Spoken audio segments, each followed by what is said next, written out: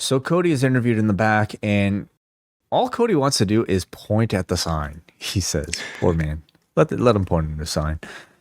So then in comes, I think, our favorite on these Fridays, Neil. Oh yeah, Sami Zayn, who walks in. He says things haven't been great between the two of them, and he doesn't want to get into Cody's head before the match. Sorry, I'm getting choked up. it's Sammy's acting. So I'm getting so worked up at just seeing Sami Zayn here. He casually says that, you getting a title shot, that alone is a little crazy. And of course, Cody takes offense to this. Sami says, "Are you kidding? You lost the chamber match, but you're still getting this title match. You get second chances, and I basically never get any." Cody at this point gets really, really mad. He accuses Sami of politicking for a title match with him, and Cody hasn't even won the damn thing yet. Zayn gets more angry as a result of this, and he says, "You think I'm trying to snake my way into this title match?" Zayn says he actually came here to wish Cody good luck. He says he's rooting for him and wants what's best for him. Cody says okay and leaves. And Sammy freaks out as he does every week. And has a good takes out his frustrations on the nearest table or equipment box. The poor water bottle that he slapped. Yeah, I love these. They're so captivating. Apologies, my voice is just very dry. Honestly, I think these two could be arguing over, like, I don't know who's supposed to do the dishes, and I think it would be just as good. I think they're just so excellent at ramping up intensity in whatever they had to talk about here. Where is all this heading, Neil? I honestly still don't know, but I don't mind that I don't know, because I am fairly confident there's a decent direction coming out of all of this. And we get a bit of that later when Sami, walks into Randy Orton as well. And I agree with it. These two together are really good because they're just Cody's good at the old intensity. Sami's good at sort of ramping up the intensity as well, which he does here. You think I'm being self-serving, and then it's kind of, I don't know. And Sami's left with saying, "I don't know either, man. I came here to say good luck, and here it is."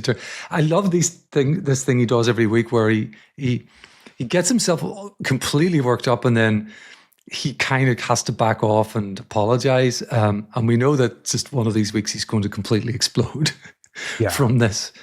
It won't be just the water bottle that gets it. Yeah, and I just, like, I marvel at how, like, every week we start from, like, this base, right? Like, okay, like, they're they're kind of calm afterwards, like Zayn's apologized. Cody, you could tell, is, like, annoyed as hell by this guy, and just seeing him, like, he knows, oh shit, okay, here we go, here we go with another one of these, and just like he just works himself up into, like, this, like, very heated exchange with Cody, even when he's not necessarily trying to. They've organically, like, just built, I think, some really fun interactions with Zayn. The other thing I enjoy about it is that Sami always seems to have a point. Sami's right about, he doesn't get the second chances that Cody does. As we discussed earlier in this stipulations thing, Cody lost at the Rumble, lost at the Chamber, yet, here he is, So Sami is correct in some ways. It's true. There's a real, like, sort of Drew McIntyre appeal to him right now, and that, like, I think, like, the expected direction may be Sami Zayn turning heel, but he's doing it in a way that is completely relatable, and from a different lens, you would completely side with him instead of the other guy. So more with Sami Zayn a little bit later on in the show. He's not wrestling very much these days, but I continue to think he, to me, like, is kind of stealing these shows in some ways. Orton and Sami Zayn are backstage. Zayn brings up Cody taking advantage of Drew's interference in their chamber qualifier, and then says Orton did the exact same thing when Drew interrupted in the chamber. He took advantage of Drew's interference to beat Cody. So he wants to know from Randy, how do you do it? How do you talk to Cody about, how do you talk about Cody like he's a best friend, and then be okay taking that shortcut to win? And then Orton says, sometimes you got to be selfish. Zayn asks, don't you think that makes you a bad person? And Orton says, it makes me a 14-time world champion. So Zayn says he appreciates the advice. Orton then goes on to say, I believe in you and think you should believe in yourself. He tells Zayn to listen to the voices in his head. And of course, at this point, Zayn is met by Aleister Black and Zelina, who look at Orton in the distance, and they tell Zayn, "Don't mind him. It's just the nature of the beast." These two I could have done without at the end of this. I think it would have been more effective without them, because Sami's wrestling with the very essence of the nature of morality here. Does that make you a bad person, Randy? He's sort of like, he's struggling with this. And Randy's, well, makes me a 14-time world champion. And Sami's, well, can't argue with that. And did we really need the kind of, don't worry about him, Sami, things?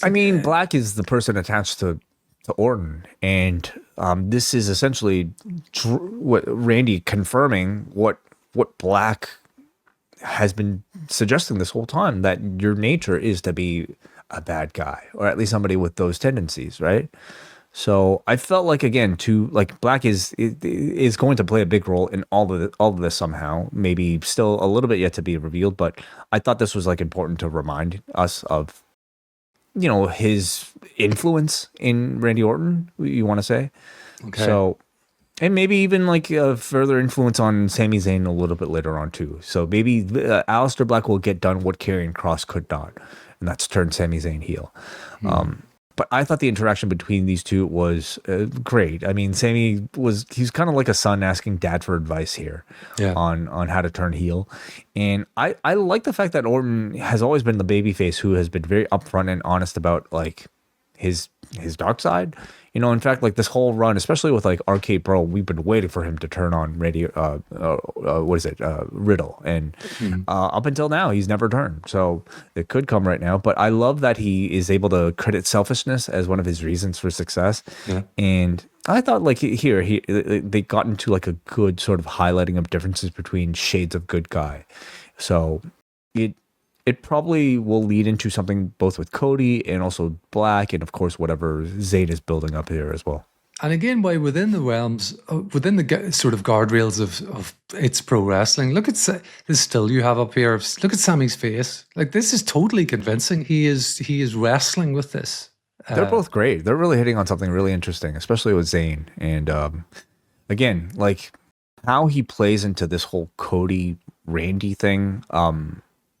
Will be interesting, because it's now not just a mid-tier program, but Zayn could have some influence in what is going to be one of the big programs heading into WrestleMania.